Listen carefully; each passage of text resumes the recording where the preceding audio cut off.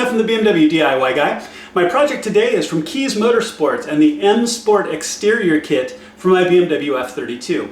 Now, this is going to be the side skirts and rear bumper cover because if you've seen my other videos, I've already done the front and I cannot wait to get the rest done. Now, I will say that this is going to be a little bit different project than any of the others that I've done before. This is going to be an after-the-fact project.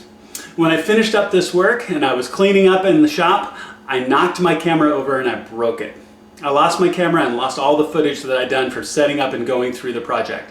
So I'm not going to tear it all back off again, but this is easy enough. I'm going to walk through all of the different steps, show you all the different pieces, and you'll still be able to be successful when you do this project yourself. You'll see that this isn't very hard. So if you do a kit like this, there's no reason why you can't do the work yourself and save yourself the shop time and money that it's going to cost for someone else to do it.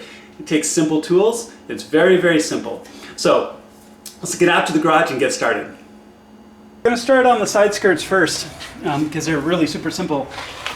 What you're going to do is take your kick plate off, take a plastic trim tool.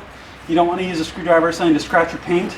Gently get it underneath and pop upwards. And you can hear the pops because there are little plastic rivets that keep this in place. So just work your plastic trim tool down until it pops loose. Gently, gently, gently down to the end. Okay, so as you flip it over, and in my case they're yellow, you can see these little rivets and they slide into little holders here. So you can see where that comes off really easily. So set that aside safely. And then you'll find that you've got 1, 2, 3, 4, 5 of these little expanding plastic pop rivets. Take your plastic trim tool, get it underneath the center of the rivet, pull upwards, and then if you have to, get your trim tool underneath the main body and pull it up and out. So here you go. You've got this out here. And see, it looks like that. So set these aside. You should have 5 of these. That will free this piece here all the way down. And then down the length underneath, you have 11 of these. These are these plastic screws, essentially big broad head screws.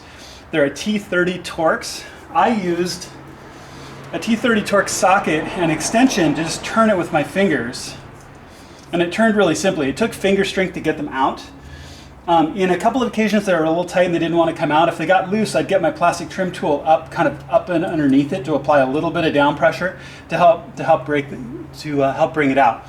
So like I said, there are 11 of these down the length. So I'm obviously not going to take them all out, but you've got 11 all the way down. So once that's out, the only thing that's holding this on are a series of little press-in pressure clips that run the length. So start at one end, pull gently to get this to come out, and it's going to pop and creak as it comes out. Pop, pop, pop, pop as it comes down all the way down this line. And then your side skirt is off at that point. It's really quite simple. So it'll be off, and you'll even see right here, you'll see if you have the comfort access, you see your comfort access sensor right here as well. So just if you have problems with that, like some people do, now's your opportunity to change that out as well. So you pull that, the whole thing, pop, pop, pop, pop, comes loose. Now, when you put it back on, so then just take it, set it aside, get your new one to snap it back on. What I did was I started at this edge first, because with these 5 holes, if these 5 holes are all lined up and in line, I know the piece is in line for the whole body, right? So I don't have to worry about it being shifted one way or another. So I lined these 5 up, and then I pressed in, starting here in the middle, to get those center snaps in, and they'll pop as they go in. Pop, pop, pop, pop, pop as you go down the body. And they run the length of this entire piece. So, because when I first did it, it went in really nicely, but I had a little bit of a gap right here where one of the snaps didn't pop in. So I pulled it back off, lined it back up, pressed and snapped it into place. Once that's done, again, you're going to take your plastic rivets with the pin up, just push them down into the hole, then push the rivet down. Take your plastic screw and screw it back into your place with your T30 Torx. Now, I didn't use a wrench on any of these to take these out or put them back in because they're plastic going into metal. You strip them too far and you're going to strip these. They came out finger tight, they went back in finger tight. So I really don't see that being a problem. The main part of what holds this in place are all these snaps that run the length. So once that's done, you can take your kick plate. You've got all of your posts. If you have a post that got left behind, use your plastic trim tool to pull it out of the hole.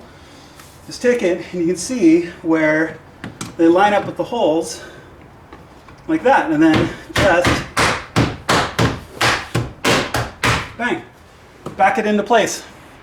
It's really that hard or that easy. You can change, and I'm only going to show one side, of course, because the other side is exactly the same.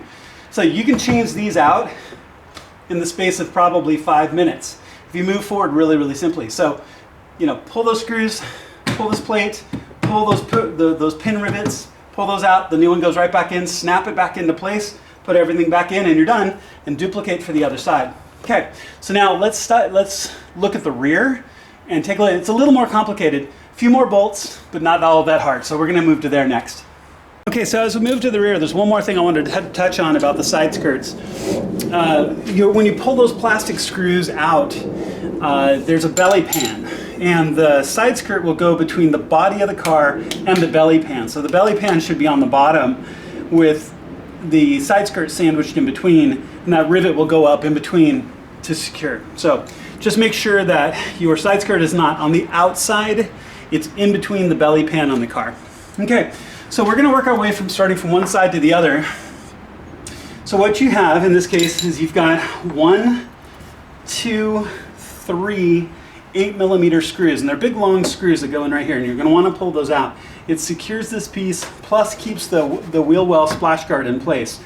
So you're going to want to pull these out. Now when you pull these out, usually what I'll do is I'll have my socket on the short extension, and I'll have my socket wrench inside the wheel well.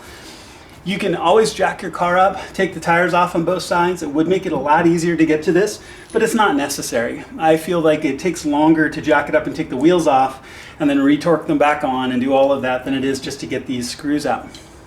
So you'll take 1, 2, 3, and you can see them. They're really simple. They're a little hard to see with the tire in the way, but there's 3 of them, 3 8mm right here. Now, when you get those 3 out, you'll want to peel the corner of your wheel well guard back, because right here, driving straight upwards, right here, is a T20 Torx bolt that goes straight up. You're going to want to take that and pull that out. So you should have 1, 2, 3, and the T20 Torx right here facing straight up. That's what secures this corner, is that T30 driving straight upwards.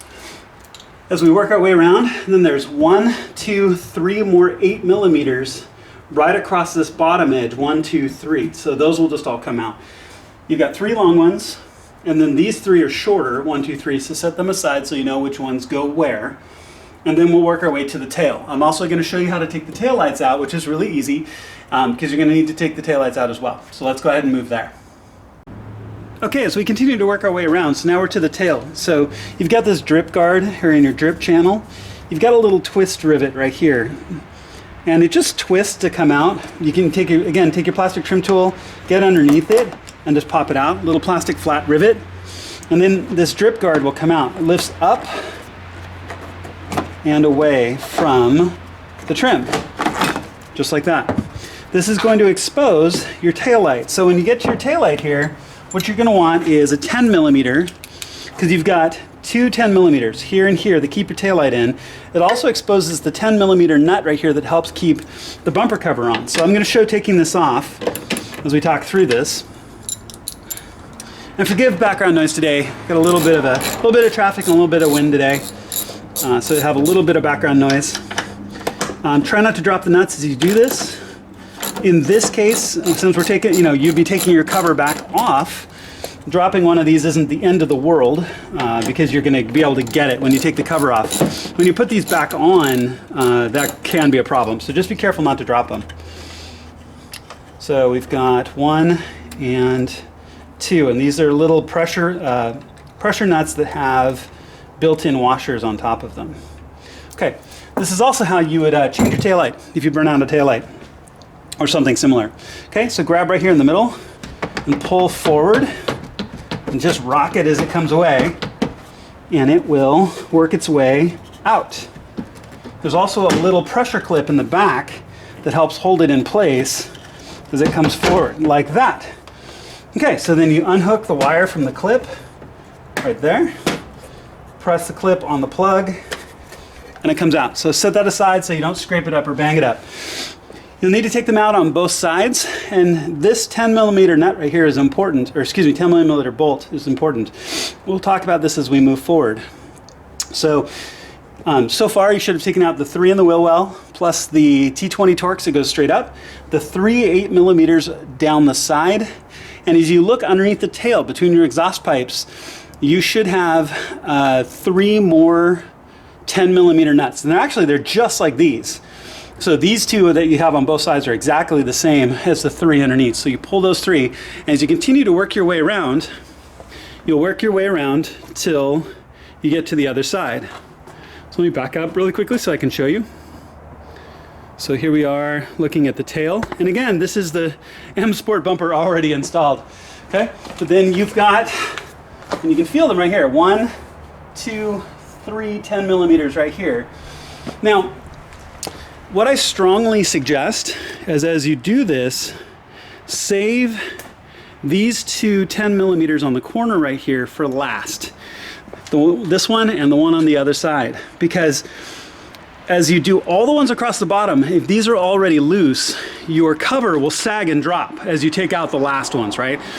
If you have the PDC, which we'll talk about, the parking distance control sensors, that will put some strain on those cables, which I don't like to do. So save these 2 for last. Do all the ones in the wheel well, all the way across the bottom to the other side. Pull out your taillights on both sides. Save these 2 for last. Pull one and pull the other, and then you can just take this cover, pick it, and it will slide right away, or slide right off. It's super simple on how to slide it off, and forgive me for a little bit of wind noise today. I hope it's not too bad. But the whole cover at this point will pull off and down. You'll have cables in each of your PDC sensors, and what I would suggest is you unplug those sensors. There'll be a little pressure clip, and you pull the plug, because the sensors themselves mount into these little round circular mounts on the inside. Those mounts can be a little sensitive, so try not to do that under pressure. Pull the plug itself, and then you can pull your cover off and set it aside. Now, if you don't have the PDC, you can disregard this part and move on to the reinstallation, because you're going to be missing a few steps for installing the mounts themselves on the new cover and how to mount in the sensors. And I'm going to talk about that. If you don't have the PDCs, then you can move forward right into reattaching the new bumper cover. But at this point, your rear bumper cover is free. You can see mine looks a little dusty from all the handling that I did to get it installed. But your bumper cover should be free. You can pick it up, set it aside, and then let's talk about your new cover and the things that you need to do if you have the PDC sensors. So let's talk about that in a second. I'm going to adjust so you have a better view. Okay, so I want to show a couple of things here. So bear with me, and again, I apologize for having to do this retroactively. I'm really disappointed I broke my camera, to put it mildly. So your cover is off. With the new cover, your main pieces come in 2 pieces. This big primary piece and this lower, the surround around your muffler. So when you have this safely on a workbench, and make sure to have it someplace where it's not going to get scratched. Don't put it face down, on concrete, anything like that, because you will scratch it up. So this piece, and you also have your reflectors here as well. You'll see where the reflectors snap into place. They'll snap into the main piece. And then this lower section has a whole series of locking tabs that snap up into place. So just take this and walk those pieces in. Snap each one of those tabs into place as you go through into the primary cover piece, and then it'll be intact. Your reflectors can go in and they'll be good to go as well. Now, one little trick that I do is right here at the corner, at the very, very corner, is one hole that goes through this piece and doesn't match up with any of the bolts that you're going to put in.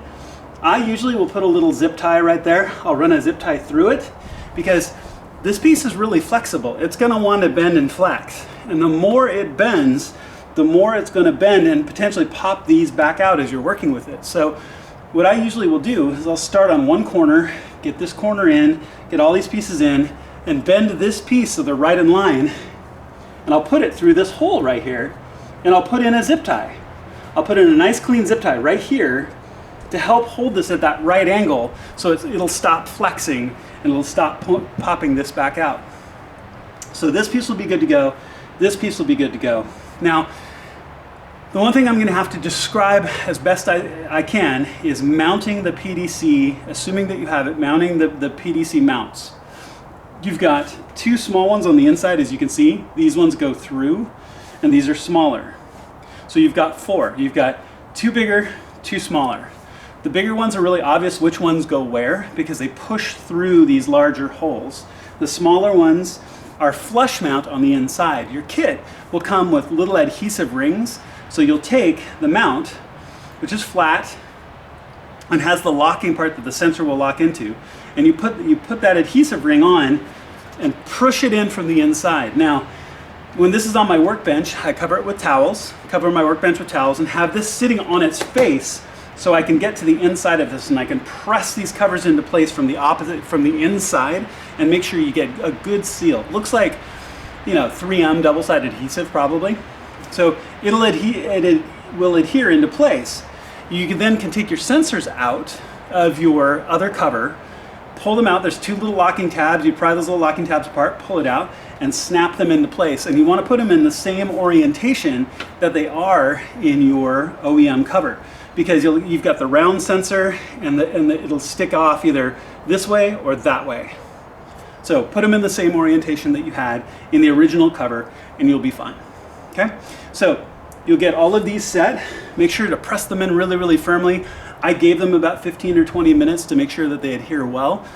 The other thing that you want to do, because like I said, if you pull the sensors and just have the cables hanging here, what you can do then is you put less stress on these sensors when you're reinstalling this, because this isn't heavy at all, but it's awkward. So if you plug in, and so you've got your sensor plugged in and it's plugged into the cable, so imagine that this is the cable and you've got your sensor plugged in.